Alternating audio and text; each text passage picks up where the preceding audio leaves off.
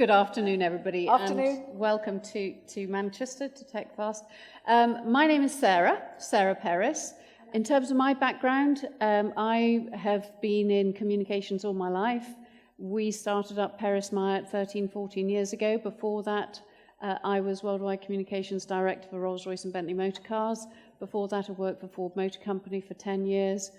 So I've always been in automotive until we set up our business, and we now have clients right across the board where we work in all areas of communications: media training, presentation skills, confidence skills, ambassadorial skills, everything that helps absolutely anybody as an individual or their company or their organization.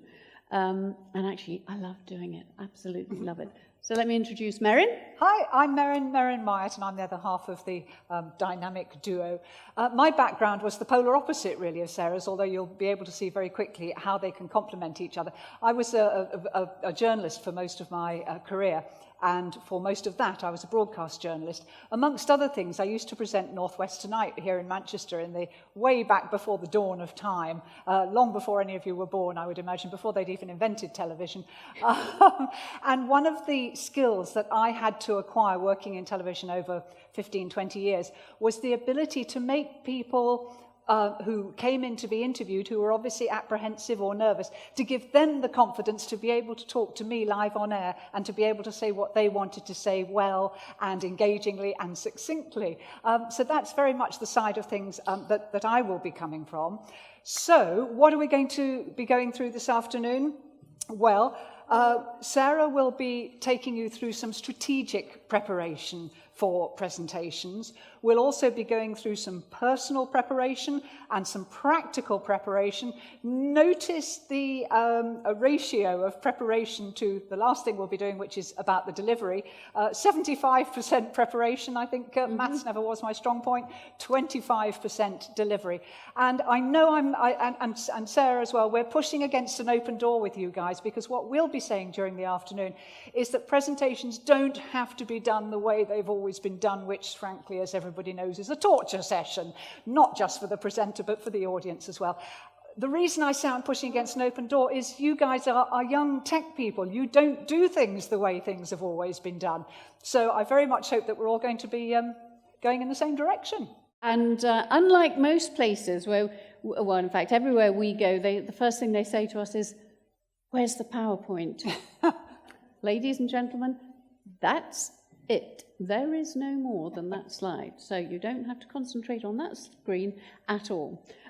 We just believe that the power of any communications, but presentations particularly, is in the person who's delivering it. It's not in loads of stuff on slides, because that is really, really boring. So what's the most important thing? Well, the most important thing for me, however you are communicating and to whoever you are communicating to with, whichever is more grammatically correct, is the preparation. So many people we know, the day before they've got a presentation to do, the first thing they will do is think, "Oh, shh, am I allowed to say that word? Sugar. I've got to do a presentation." So what's the first thing they do? Switch on their computer. Next thing they do, switch on PowerPoint. Don't do that. The most important thing is to think about, actually, if you look at the very bottom of that, what we call a communications pyramid that you have, this document here, is actually, what's my objective? Why am I doing this presentation? What am I trying to get out of doing this presentation? And the other thing is to consider, which a lot of people don't, is what do my audience want to hear from me? Because it might be fantastic. You might have a fabulous presentation. You might have really important points that are really important to you. But if they don't want to hear it, guess what? You're wasting your time completely. So think very clearly about what you are trying to do before you stand up and give any presentation. Now, ultimately, for businesses, why would you be giving a presentation, do you think? Thoughts? Sales and marketing? To work on a message for? Yeah, to communicate a message. Ultimately, what's the objective? Sales, but one further below sales. What can no business exist without? Making money. It's well, any business has to make some money, because if you don't make enough, it doesn't matter whether you're a not-for-profit. We do a lot of work for charities and charitable trusts. It's the same thing. So nobody can exist without having an income from somewhere, whether it's from sponsors, whether it's from trusts. Even in the educational world, they depend upon different organizations to give them budgets from somewhere. There isn't a single organization that can exist without having a budget of some sort.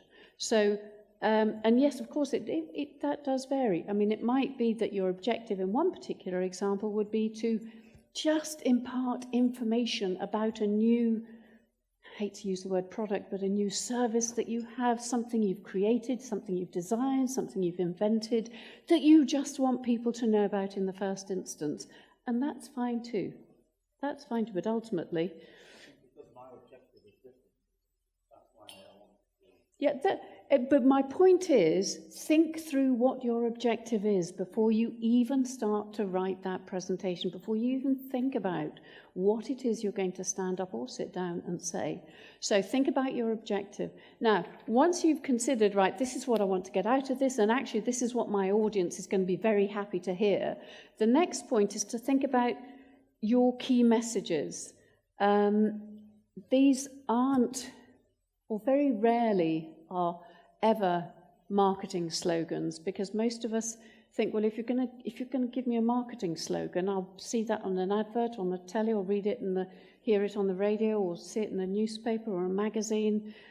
Mostly, it's actually thinking about what is the very essence of what you want your audience to hear about yourself, your company, your service, your product, whatever it is. What is the real essence of what you want to be saying about your organization or yourself personally?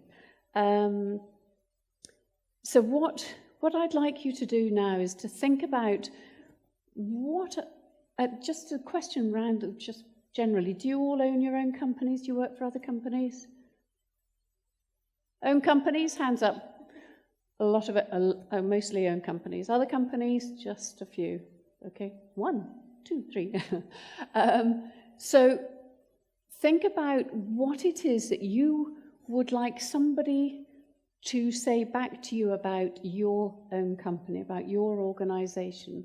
What do you want them to be saying about you? And this is no more ever than 3, maybe sometimes 4 maximum. And these should be consistent across the organization and across any audiences. There should be real essential key messages. Have a think about what those are for your organization. I'll give you a couple of minutes to write them down, and then we're going to have a discussion around what those might be, what they sound like, what they look like, whether they are actually key messages. So this is what you would like somebody to say back to you having listened to your presentation. Ideal world, what they are going to tell you about your organization, your service, your product, you personally, depending upon what it is that you are, your business is providing. Just in terms of why we do this, a couple of very important points is that you are aligned, even if your company is just 2 people, as in fact ours is, we are completely aligned in what we say about our company the whole time, whoever we're speaking to, and having that strategic alignment is really, really important. The other thing is that when you're giving a presentation, if you know what your key messages are and you know what you want people to take away from that presentation, it gives you an enormous comfort blanket. It really does, because otherwise you can be all over the place. And boy, I tell you, when you're standing up here, that can be pretty scary. And the other fact, and this is an absolute fact, in terms of the objective, the very bottom of that pyramid, the fact is that you are 33% more focused if you have an objective for your presentation.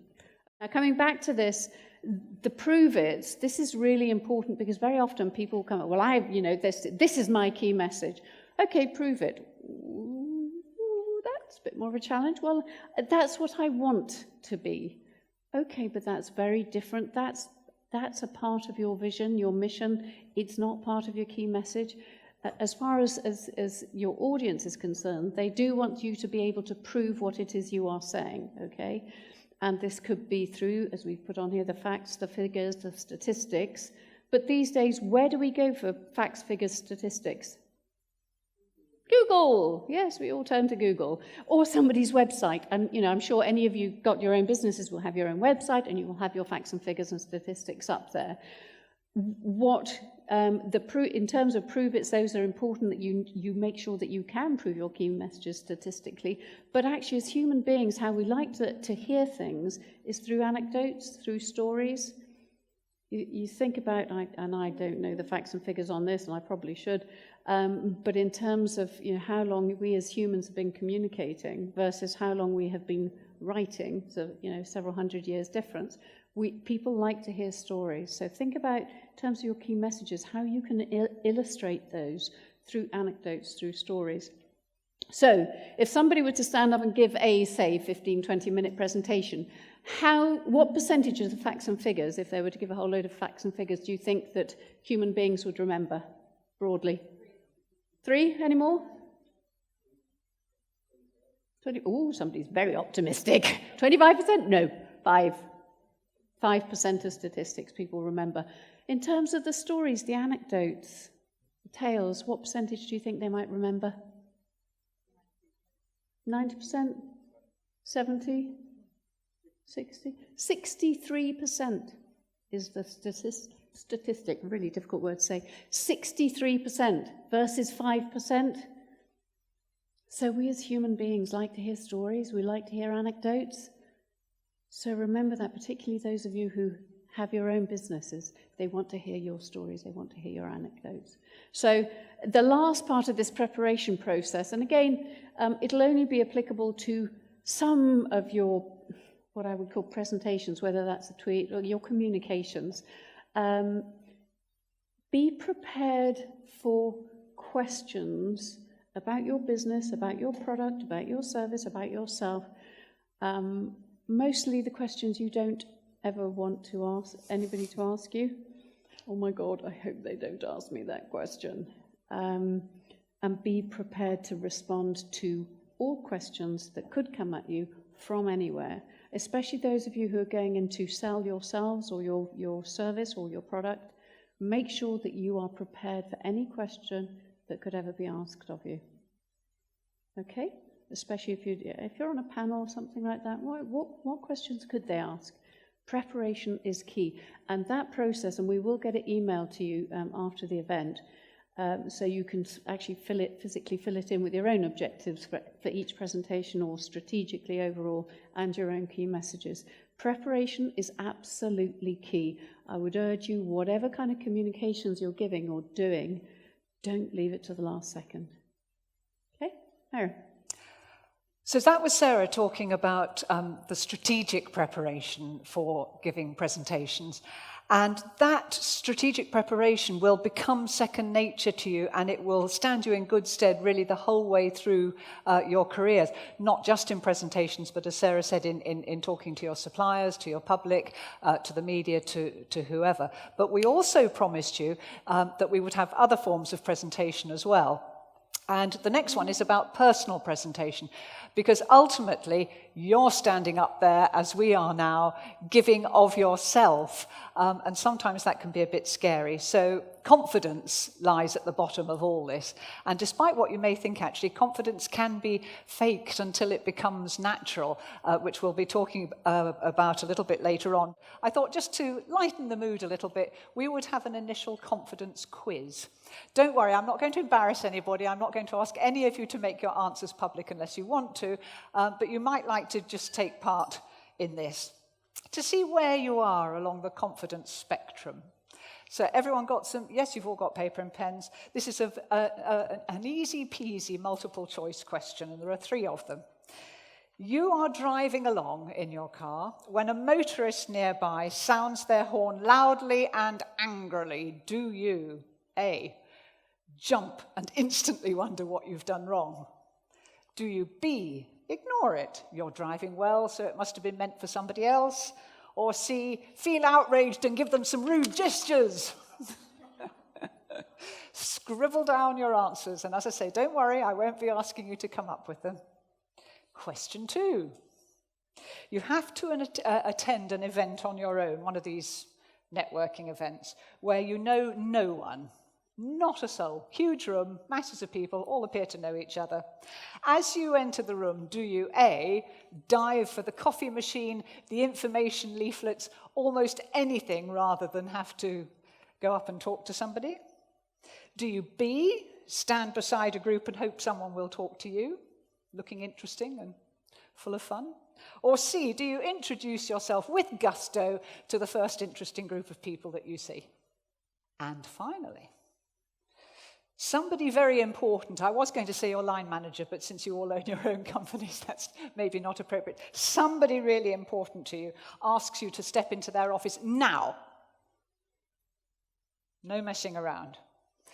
Do you think, oh Christ, what's gone wrong? Interesting, I wonder what they want. Or C, hey, where's the fire? He or she seriously needs to chill. If you've got mostly A's, particularly on the first one, your confidence is probably a bit like mine, sometimes a bit on the shaky side. We don't necessarily always think that we're fantastic and amazing. If you're mostly B's, probably reasonable amount of confidence. And of course, if you're mostly C's, as Sarah always is, you have no problems or self-doubts at all, which is not necessarily a bad place to be starting. It is, of course, just a silly little exercise. But it's quite interesting that people don't often take the time in their busy lives, especially if you're running your own businesses, to actually say, where is my confidence at the moment? How am I feeling about this? So if nothing else, we've probably encouraged you just to be a little bit introspective for a moment or two. So based on the fact that for most of us, our confidence waxes and wanes and goes up and down from time to time, to help you get it to the right level when you do your presentations, beforehand, it's always worth, rather like the strategic preparation that Sarah was talking about, writing down 3 words that you would like people to describe you as the presenter after they've heard your presentation. And obviously those 3 words will depend to an extent on what the presentation is and the particular subject that you're covering. But just humour me for today and write down 3 words that, generally speaking, if you have to give a presentation about something, you would really like your audience to think about you at the end of it. But I would headline this whole section with a sentence that I would love you to remember for the rest of your lives, because we believe in it so deeply. And it was actually said by Amy Cuddy, who was giving a TED Talk. I don't know if any of you have seen Amy Cuddy giving a TED Talk. Amy Cuddy, C-U-D-D-Y. But I think she works at Harvard, doesn't she? She put into words what we have been doing for 13, 14, 15 years together. So we felt kind of validated because she's a Harvard professor and has a string of ologies as long as your arm. And she said, our bodies change our minds change our behaviors, and our behaviors change our outcomes. And for the rest of the afternoon, we'll be coming back to that over and over and over again. And what she actually meant by that was, if you're not feeling confident before you start a presentation, or when you're thinking about your presentation, you can kind of see it in your stance, can't you? You can change that stance. You can make yourself feel confident by changing your body. So our bodies change our minds change our behaviors, and our behaviors change our outcomes. I'll tell you very quickly how I came across this in a very, very personal way. Very shortly before I met Sarah and we started work together, I was going through a really, really bad period in my life. I mean, you name it, and almost everything, all life's pressures had come on at once. And I had a mirror in my hall that I had to walk past every time I went outside the front door. and I saw in the mirror this increasingly wan, pale, pressurized, distraught person who actually I barely recognized. And one day I just stopped in front of that mirror, and nothing really made me want to smile or look cheerful or whatever, but I just tried it. Just for a few seconds, I clipped on this massive smile in front of the mirror. It only lasted about a second or two, because most of our gestures do only last a second or two. But just for that second or two, I felt terrific, because it was my body changing my mind changing my behaviors, and slowly, slowly, my behaviors changing the outcome. So after tea, we'll be going through some of these, I call them little micro gestures, that will just, and they are physical micro gestures, that will make you feel a little bit better about yourself, and therefore the audience feel a lot better about you. Now, we're going to come back to, because I've been talking to a couple of people over a cup of tea about the confidence element, and we'll come back to that in just a minute. What I want to go through now is the practical preparation of those presentations, and I'm going to skim through this pretty quickly because I think some of the other bits are actually more critical to most of you guys. Now, this is a difficult one because some people don't have the confidence to deliver a presentation without a script. What I'd say to you is there are different ways of doing this. My own personal way is that if I'm delivering a presentation, I will write a script and then stand up and read it out to myself and think, okay, that worked, that didn't work, we'll tweak that here, we'll change that, we'll take that out, we'll edit it and so on. But actually when it comes to delivering it, I will just have bullet points on a piece of paper. For some people, they prefer to have cards, especially if they're, like we are wandering around, they can have the bullet points written on a card. If you do the cards thing, by the way, little tip here, punch a hole through them and tie them together, because if you drop them, guess what? You got a mess, and you're going to be delivering it the wrong way around. So, yeah, try to wean yourself off from reading a script, because actually, can you imagine if I stood here and read this to you, and actually what you must not do is read a script? You lose that personal element, okay? So, yeah, try and do it whichever way works for you, but preparation is key. PowerPoint, where we started this morning. Do you know, when my kids were at primary school, they were taught PowerPoint, and I was thinking, what? Why do you need PowerPoint? And what happens is that people will call up PowerPoint and they'll put all this text on the slide. So what happens when they come to deliver it? The slide is there, and I'm saying, so as you can see here, and you can see there, and you can see elsewhere, great. Who wants to actually go to any presentation and look at somebody's backside? It doesn't work. So use PowerPoint where it can be effective. And for me, the only really effective ways that you can use PowerPoint is things like graphs. If you want to show a dynamic that, sales have gone from here to here, or audience have done this, or whatever, or pictures, photos, cartoons, something funny, but PowerPoint slides with bullet points with loads of writing, don't do it, because also what happens is your audience is reading everything on the slide. Where's their attention? On the slide and off you. Okay, so don't use PowerPoint next year. You absolutely have to. We've mentioned this briefly. Say it again. Corporate jargon, don't use it. It's so people won't understand it. Your job as a presenter is to enable people to understand what it is you are saying to them. And if you use corporate jargon, they won't. Absolutely right. Quite right. Keep it simple. KISS principle. Keep it simple, stupid. It is really important. This isn't about you trying to show off how great you are, because you can use all these long words. This is about your job being to communicate in such a way as that your audience can A, listen, and B, understand what it is that you are saying to them. So remove jargon. When you're writing your presentation, 3 things, I'm sure you've all heard this time and time again, I will repeat it. You have a beginning, a middle, and an end. You tell them what you're going to tell them. You tell them, and then at the end you tell them what you've told them, okay? And that actually is the very simple recipe for writing a script. And at the end of your presentation, don't leave them with a nothing. Leave them with an action.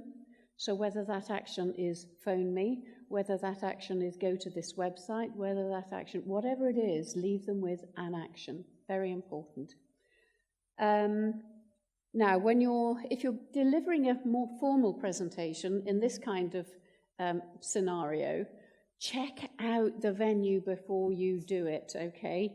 I can't remember if Maren was with me, but I went to it was hundreds in a room. It was some government bigwig was giving a talk about something that was incredibly tedious. I can't even remember what it was. And what happened was, excuse me, Maren, she had not checked out the venue. So this lady came to talk to all these hundreds of people who'd given up their time to come and listen to her. She walked up to the platform, and I'll have to just shrink slightly to give it the right effect. She hadn't checked the podium. She came up, and that was literally all we could see of her, okay? And not only had she not checked the podium, she had her script written on several pieces of paper, which were stapled together. So all we heard throughout the presentation was the scrumpling of paper. The whole thing was a shocker.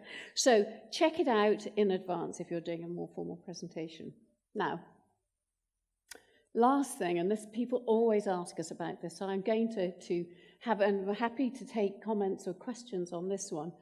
Dressing for presence. And this will vary depending on who you're presenting to, what the subject matter is, and so on and so forth. And I had somebody I've been working with for quite a while saying, "Oh, I don't care if I look like a student. I'm going to behave like a manager." And my point back was, well, that's okay, but actually first impressions matter. If you walk in looking like a student, that's what people will think you are. Like it or not, that's a fact of life. So think about, who you're presenting to and what is appropriate. Most importantly, be comfortable. That is absolutely critical. If you're comfortable wearing a tie, wear a tie. If you're comfortable wearing high-heeled shoes, wear them. If you're not, please, ladies, don't wear high heels. We had one lady who did, because she thought she wasn't very tall, and I'm not either, but it would give her presence if she had high heels on. Well, guess what? She couldn't walk on them, and she looked absolutely ridiculous. So the most important thing is be comfortable, okay? But be appropriately dressed when you're giving any presentation. Kirsty was saying, with younger people, they don't want to see somebody in a suit, a tie, looking terribly, serious. They're not going to listen to you. So yes, appropriate dressing is really, really important. In the same way you walk into a boardroom of, I don't know, let's all say insurance people, because we happen to do a lot of work in the insurance industry. And you're in a pair of tracky bottoms and a T-shirt, they're not going to take you quite so seriously. So it is just about thinking of dressing appropriately. Thank you, Kirsty. You've written down there, Sarah, if I remember rightly, a fabulous quote that you discovered about what to wear at presentation. Yes, this comes back to what I mentioned in terms of first impressions. I'm rubbish at remembering facts, which is why I have to write them down. So how long do you think it is for somebody to just make a complete judgment about you? How long does it take? 3 to 5. 3 to 5 seconds.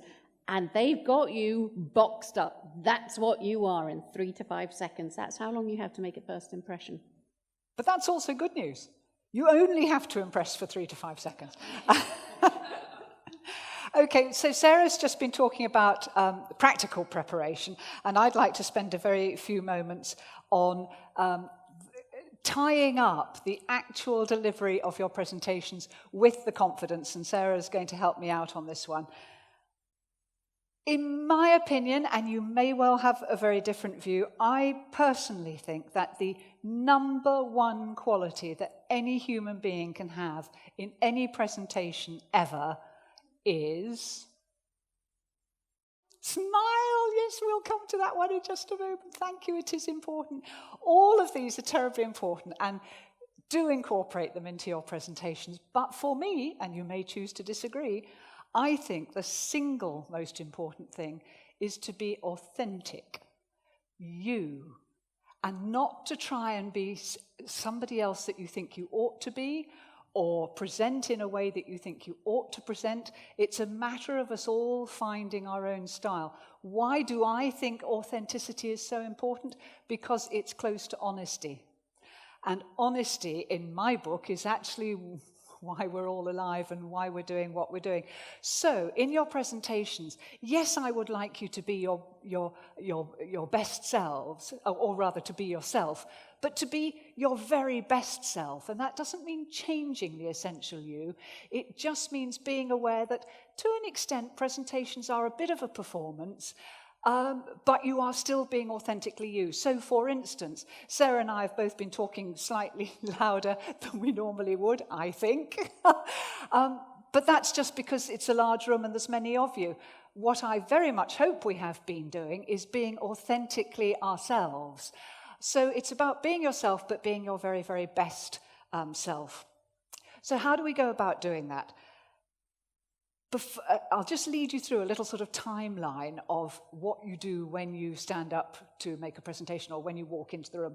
And the very first thing, I'm sure the doctors amongst us will appreciate this, is very, very scientific indeed.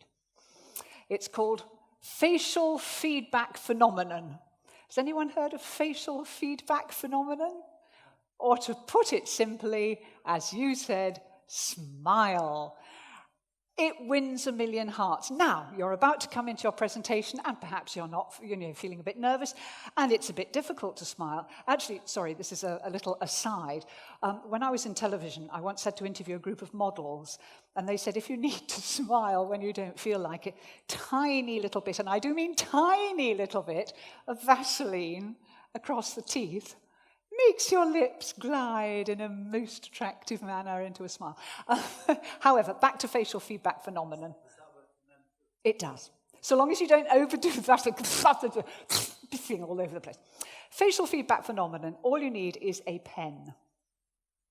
Insert pen, like that, and it's impossible not to smile because it moves the smiling muscles into a smile. And remember what I said earlier before tea? Our bodies change our minds change our behaviors, and our behavior change our outcome.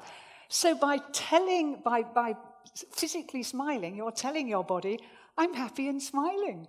And that will, I know it sounds simple, this is all insultingly simple, but it does actually work. Yeah, we all have nervous smiles from time to time. I'll come to dealing with your nerves, which will help. What you mean is when the edges of your lips go, isn't it? And it's kind of a bit, yeah. we will help you deal with that. So you haven't even come into the room yet. You've got that smile going, which has just made your body feel that little bit better and your mind feel that little bit better. The next thing is a very quick check on the body stance, because so many people, if they're lacking in confidence, will walk into a room, kind of open the door, anybody here? Oh, this is the presentation, hi. Notes. It doesn't inspire confidence. It doesn't make you think that I actually want to be talking to you. So outside the door, just get kind of, you're all far too young to remember Linda Carter as Wonder Woman, who used to whizzle round and come out wearing her knickers over her tights. But a version of the Linda Carter Wonder Woman pose honestly makes you feel great. And I tried it on a lovely girl who's shortly going to be my daughter-in-law, who lacked confidence. And I just got her standing like that for a few moments, not in front of anybody, just the two of us. And she said, I'm amazed at how much difference it makes. It makes me feel powerful. Now, are you going to walk into the presentation and go, no, of course you're not, because everybody will shoot out through the exits.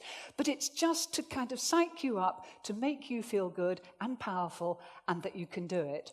And while you're doing that, if you can do two things at once, try remembering those 3 words that earlier on in this session you wrote down that you want people to remember about you at the end of that presentation. So you're just standing tall. Phrases like walking tall, walking on air, they didn't come out of nowhere. They actually have a meaning. So standing tall, walking tall, nice power pose, whatever you want to call it, and going through those 3 words. And then by the time you open that door, you will feel like you own the whole room, which is ideally, of course, how it should be. So remember, our bodies change our minds change our behaviors, and our behaviors change our... Thank you! You're going to hear this so many times. So you've walked in, and now we need some introductions. And you would be astonished how, remember, we're only trying to fill 3 to 5 seconds to impress people. So you've walked in, and that's probably taken a couple of seconds. And then naturally, one tends to introduce oneself. Now, you're quite right, you're going to do it slightly different for different audiences. But most people are very bad at introducing themselves.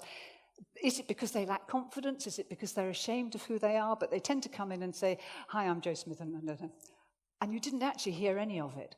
Remember, your audience has given up their time to come and listen to you talk. You must pay them the compliment of being important enough to listen to.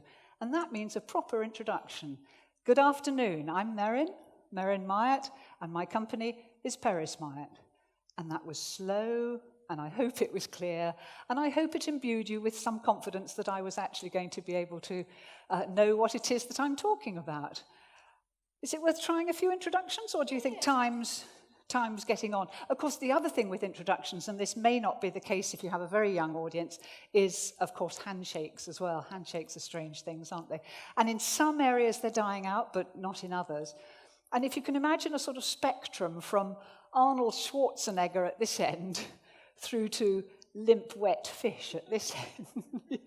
Haven't we all had a limp, wet fish handshake? Can I tell my story? Yes, go on. Let me tell you my story. This is a true story. So when I was working at Bentley Motors, bearing in mind it was almost exclusively male, especially at my level, and I was warned there was a new manufacturing guy coming in, and I was warned that let's just say he liked to impose his authority on everybody, but particularly women.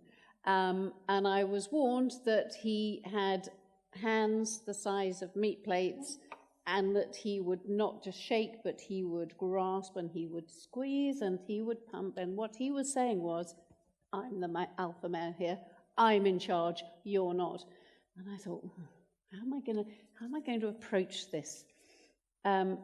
Because I'm just not going to have that. And I don't have big hands, and I don't have big shoulders, and I'm, not a big, burly, muscly man. So what I did was, I'm a bit embarrassed to admit it, but it is the truth. I sharpened my fingernails.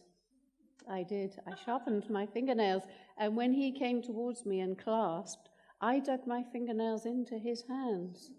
And you know what? It was quite extraordinary. Those few seconds, or just 1 millisecond, I was very clearly saying, "Hey, mate, you're not going to get the better of me that way." And I never had a problem with him, ever. So, importance of handshakes. Sorry, just had to share that one. I did a little bit of research with my favorite wacky institution, the University of Southern California in Los Angeles, or whatever it's called. Anyway, you will all know it. And they came up with some wonderful research on handshakes. If you get well, let's put the Arnold Schwarzenegger to one side, because Sarah's already told you how to deal with that. But if you get what I would call a sort of competent mid-range handshake, how long do you think well or positively about that person, according to UCLA? Yeah, they actually said half an hour, but I mean, these things are fairly subjective, aren't they? So if we're trying to make a good impression, we've already extended it from 3 to 5 minutes to half an hour simply by a competent handshake. On the other hand, if you have one of those rather damp handshakes that suggests you don't actually want to touch anybody, which I find really, really difficult to receive, how long do you think poorly of that person's competence, according to UCLA? Sorry? Actually, yes. Isn't that shocking? You into your brain goes, that person is weak or not competent, almost forever. So, hey, how easy is it to impress people and make them feel that you're confident so they have confidence in you? One of the most important things, probably the most important thing in human communications. Any thoughts what that might be? Thank you. Who said that? Eye contact. Absolutely. Eye contact. Eye contact. It is so, so important. And most people do it naturally and are very good at it. But some people don't. I remember a few years ago being shown around a house by an estate agent and knocked at the door. He came to the door and said, "Hello." So, hi. Right, do you want to come in? Yes, please. And the whole he didn't make eye contact once. It was a very, very bizarre experience, I have to say. They called the eyes the windows to the soul for a very good reason. And the power and the impact you can have with eye contact is enormous. I promise you, we know we've done it. We've done talks to 200-300 people. And in a 20-minute presentation, we can make eye contact with certainly every area, or with somebody in every area of the room, right to the very back of the room. And obviously in smaller groups like this, well, I've made eye contact with each of you at some point along the way, as Maren has. It's just about getting people engaged. If you're not having that conversation with each individual and making that eye contact, it's very difficult for them to be listening to you for that whole period of time. And I promise I can just about get it, got him back. You can get people back using eye contact. You know, these days it is a fact of life. It drives me nuts, but it is a fact of life. You know, I spend an awful lot of time talking to the top of my daughter's heads because they're on their phones, but that is what it is. But if you actually stop and use that eye contact, you can bring people back into your presentation, because remember, your job is to get them listening to you, looking at you. So, who wants to, who's feeling a bit brave? Who would like to just come and do a little bit of fun up here on the podium with me? Anybody want to come in? Fantastic. Sorry, what's your name? Lucy. Come on, Lucy. Come on up, Lucy. No, I just need you. All I need is Lucy. Okay, Lucy, I would like you, well, stand right here. You're going to be just telling me about, I don't know, your favourite pet, your favourite job, your last holiday, what you're doing for Christmas. I don't mind. Just tell me all about it. Okay, just chat away. Okay, I've just been in Koh Phangan doing yoga and healing meditations, and yeah, Tell me all about it. What did you learn? How long were you there for? I learned more about the holistic level of dieting, so eating more vegan, raw foods. How long did that take? I'm sorry. Please, say thank you. Actually, Lucy, just stay here for a second. What happened there? I mean, I did it for effect, but what I did was stop this, didn't I? Yeah. How did it make you feel? Humorous? Like... You just didn't want to keep talking, did you? How No. long did it take you before you actually stopped? From me stopping making the eye contact to you stopping talking, how long was that? 2 seconds? Yeah, maximum 2 seconds. That is the power of eye contact, ladies and gentlemen. It's an enormous resource. Use it. Thank you, Lucy. So, it's just a bit of fun. Eye contact, use it. Sorry, if I can just interrupt there, because it's set off a thought in my head. Certainly when I was a journalist, we would often interview people who, say, had come out of a courtroom or some sort of hearing, and they were legally obliged to apologise.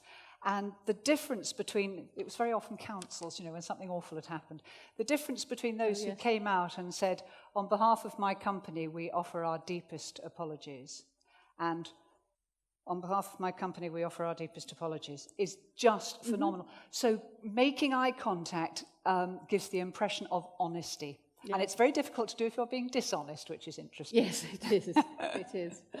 I'll give you an example of, in my corporate life, I was at the Geneva Motor Show and we were launching a new Bentley, first one for a million years. It was huge, big story. The car was behind, it was under wraps, nobody had seen it. And I had to go out and do the first presentation to the audience. And because I'd been behind the curtains, I had no idea what was out there. So this is press day at the Geneva Motor Show. And I thought, well, you know, people are going to be interested. There's going to be a few people out there. Well, I walked out from behind the silks and I just went, oh. There were thousands of people. There were rows of cameras right in front of my face. There were cameras, there were flash cameras, it was all going off, and I just thought, oh my God, this is just not what I was expecting, and I did exactly what you said.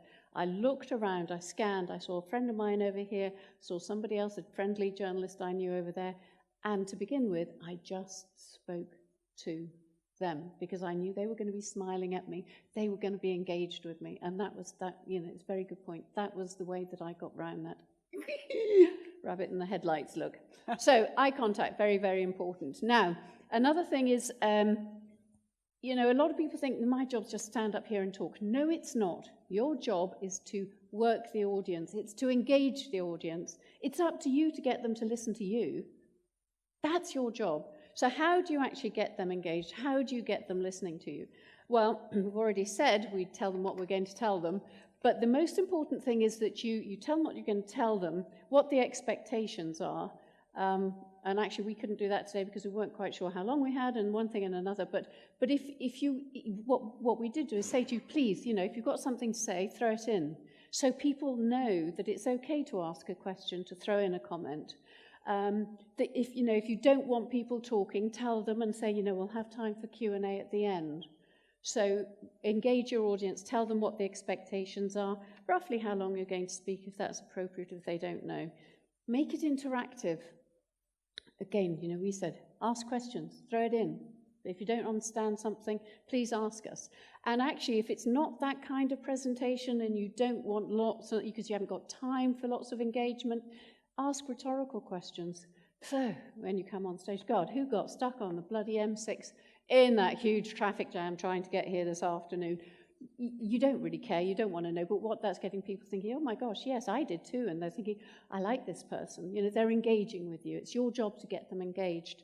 And in the way that we have, ask questions, get people thinking, well, what do just think when you go home tonight, think about what it is we've just been talking about today.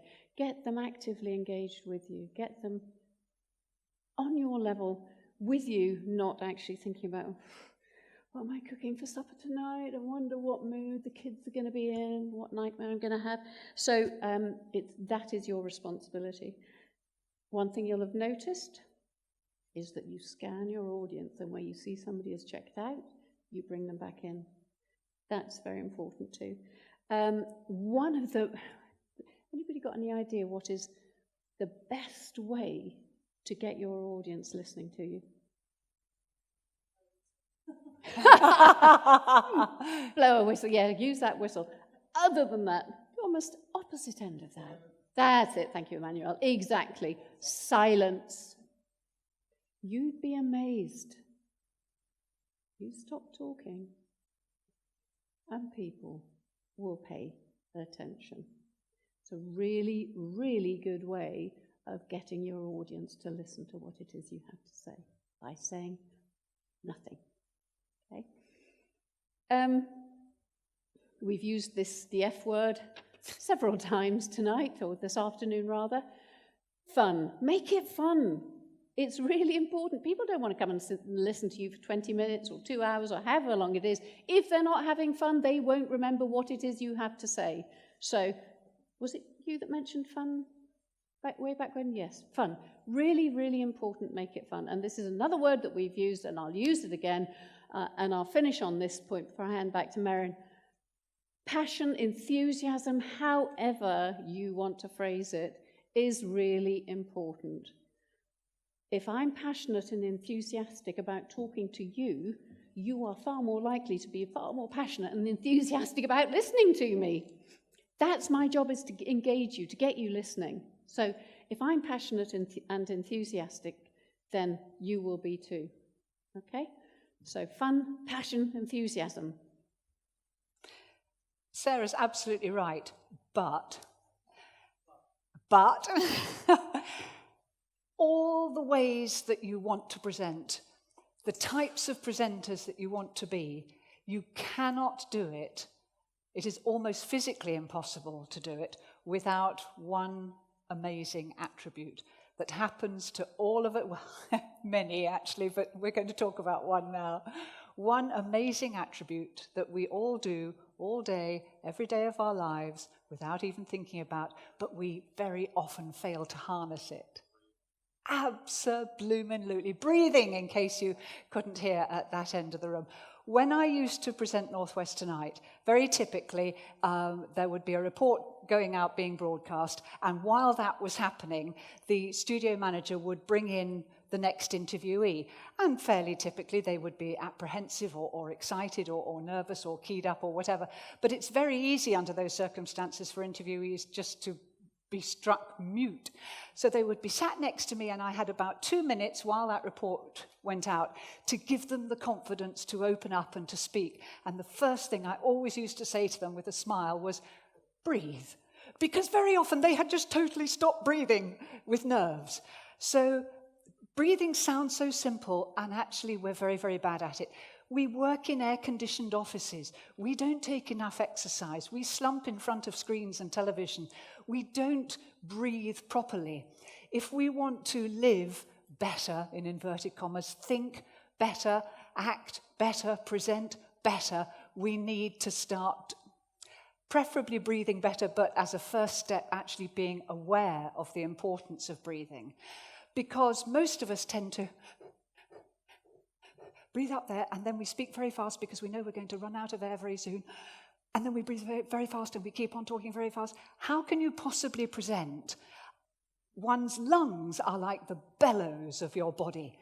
And if you have got a decent amount of oxygen and air in there, first of all, it actually, I'm sure the doctors would be able to give you a scientific explanation for this, but it actually physically calms you down by expelling the CO2 and getting the oxygen in. And it helps make your brain work a little bit faster. Am I physiologically speaking correct?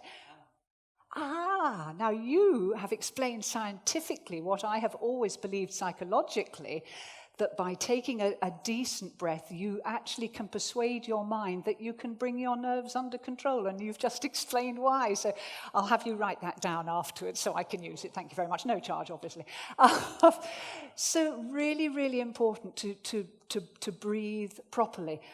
And how can we do it? Because it's so automatic. I mean, if we were all to run down the street and come back in a few moments, our breathing would automatically have speeded up, and it would automatically slow down. And I suppose the first thought is to be aware of it, but also just to practice. It doesn't have to be terribly complicated. It can be as simple as one lovely deep breath. And we all do it. If we're nervous about something, we do tend to take a deep breath. And there's a phrase that people say to each other, take a deep breath. And it actually works. If you can go further than that, by perhaps in the loo before your presentation, taking a breath, counting to 6 or 7, holding it and letting it out for 6 or 7, well, that's even more wonderful. But actually, just the one breath, it focuses the intellect, doesn't it? And it's such a lovely thing to do. We often say to people when we're doing media training that if you feel the interview is running away with you or you're getting too apprehensive, wait for the journalist to ask the next question.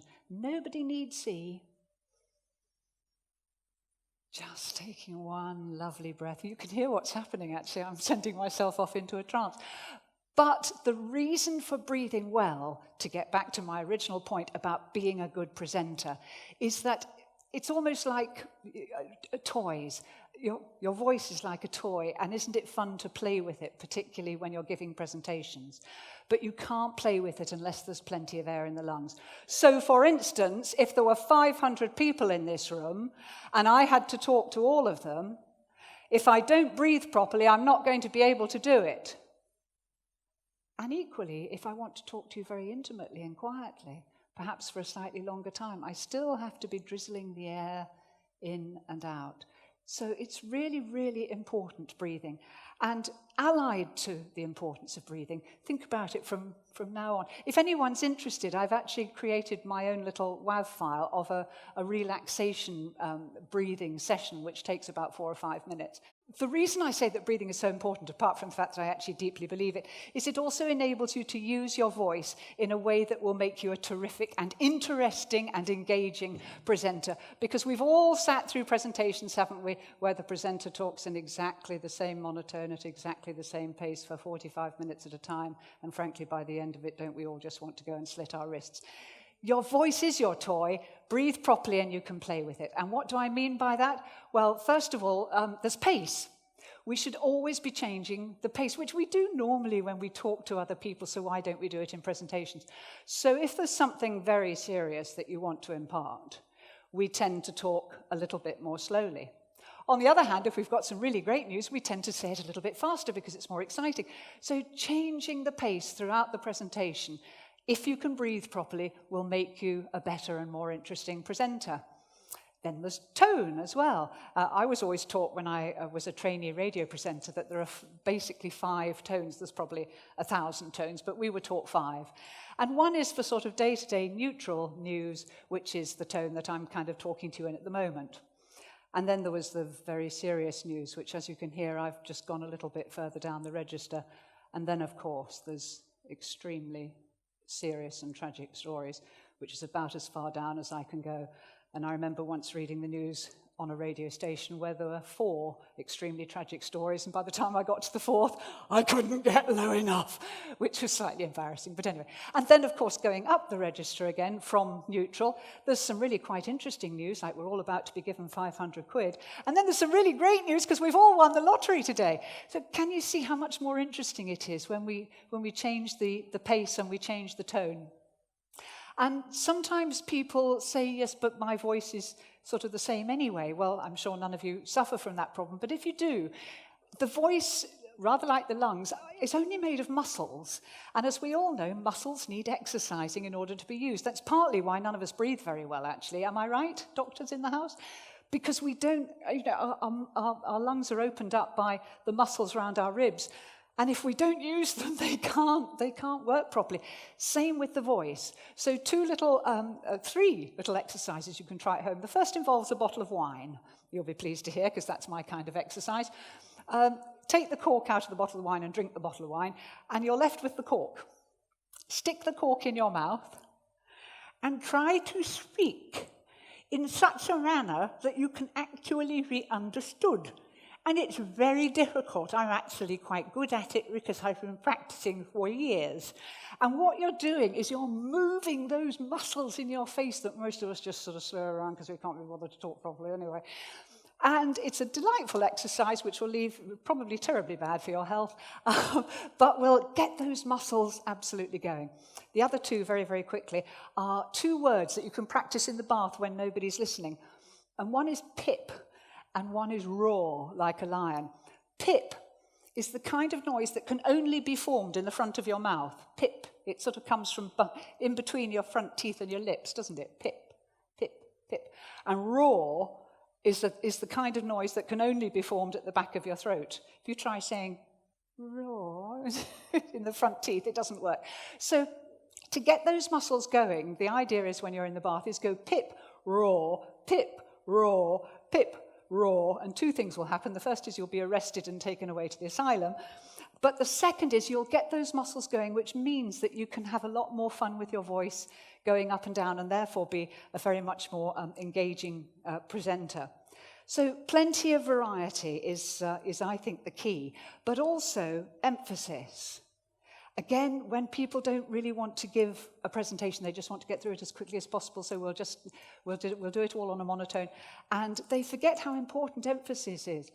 For example, we were working with Brother UK over at Audenshaw about 4 or 5 years ago, and they were developing a policy of carbon neutral production. And the guy was standing up and he was giving a presentation and he said, in 5 years' time, Brother UK is going to be carbon neutral. Carbon neutral. Amazing. Carbon neutral. So what did we all go away remembering?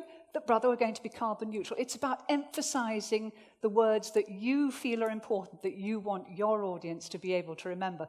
And of course, newsreaders do it all the time. When I first started at the BBC, I had to read quite a lot of cricket scores. And I'm afraid cricket to this day, straight over my head. I genuinely don't actually understand what the scores mean. And the sports editor at the time said, don't worry, he said, emphasize every 3rd word and you'll sound intelligent. And that has actually been my motto for life since then. Emphasize every 3rd word and you'll sound intelligent. So just to round off this section on how important breathing is and how it can help you be a better presenter, I would dearly love, how many should we have? 3 volunteers to step this way? 3 glamorous and gorgeous assistants? Don't worry, we're not going to make you look silly. Thank you. 2 ladies, in which case we've got to have a guy. Come on. Thank you very much indeed. You're all very brave. Look at these faces. Right, we're talking about breathing. So, do you all know the song, Happy Birthday to You? Okay. What I'm going to ask you to do in a moment is to take a big, big, big, big breath. And it's got to be big because I want you to sing Happy Birthday to You over and over again 5 times without breathing, without taking a second breath, okay? Just want to think about it just for a second? The whole song 5 times. Okay, are you ready? 1, 2, 3. Stop! It's all right, breathe out. Bless your hearts. I love you to bits. If you ask someone to take a really, really, really deep breath and you put the pressure on them, by the way, nobody can sing Happy Birthday 5 times. What do? They do exactly what you did. And where's all the air? It's all up there, isn't it? So when you start breathing properly, what you'll actually do if someone asks you to sing Happy Birthday 5 times is you'll go, and you'll fill the air from there upwards. Thank you so much. We've mentioned how important it is. When you walk on, you've got 3 to 5 seconds to make that impression. You make that impression, people are more likely to listen to you. Then we've talked about how to get them to listen to you, all those practical tips and tools, including silence, to get people back off their phones and back to you. We've talked about all of those. Now, what a lot of people then do is they go, where am I? Okay, right, I've got to the end. Right, that's the end. Oh, great, fabulous. The end, I promise you, ladies and gentlemen, is just as important as the beginning and the middle, if not more so, because what are people going to remember? That last impression, that first impression, and that last impression. Don't just tail off because you're tired, you're exhausted, you think, I got through it. No, wrong answer. You didn't just get through it. So when you get to the end, you tell them what you've told them. So, for example, here we've talked about the preparation, how to prepare strategically. We've talked about the preparation, how to prepare your script, how to prepare yourself, how to prepare your script, how to deliver your script, and how to come across as somebody who should be listened to through those practical tips, both for yourself and your audience. So it is very important that you start with that positive, confident view of yourself and that you finish in the same place. You want to leave a room feeling that the person you've been speaking to is competent, yes? And we heard some of these words, competent, confident, fun. That's what we want you to leave them with. So please don't just tail off at the end. It's very, very important that you leave with a very strong impression of who you are and what it is you have said to them. We've mentioned this before, and I'll mention it again. Give them a call to action. And honestly, I don't care whether it's a 5-minute phone call, a 10-second phone call. That call to action is really, really important. So you just say to them, and remember, please go and visit my website because you'll find everything there. Give me a call and we'll have that cup of coffee next week, whatever it is. And the other thing is that what a lot of people will do is get to the end, right. And if you're on a stage, right, no, that's not the way to do it. Because again, people will get that negative, will leave with that negative impression of you. So you actually stand, you look, you say, that's the end of my presentation. Thank you very much indeed for listening to me. My name again, or whatever you want, whatever, depending on how long this presentation is. Thank you very much for listening. We now have time for questions, or I will be around for the next half hour if anybody has questions to ask of me. And I would finish by asking you to remember the immortal words of Amy Cuddy. Now, her TED Talk's about 20 minutes. It's worth watching. I've watched it several times It is a bit la American, but there's some great points in it. TED Talk, yeah. So, It's on YouTube. yeah. What did Amy Cuddy say? Our bodies change our minds change our behaviours, and our behaviours change our outcomes. Thank you. So actually, everything that happens in your lives starts here with this. We've all got one of these. We have total, utter control over how people perceive us, over how people listen to us. Our bodies change our minds change our behaviours, and our behaviours change our outcomes.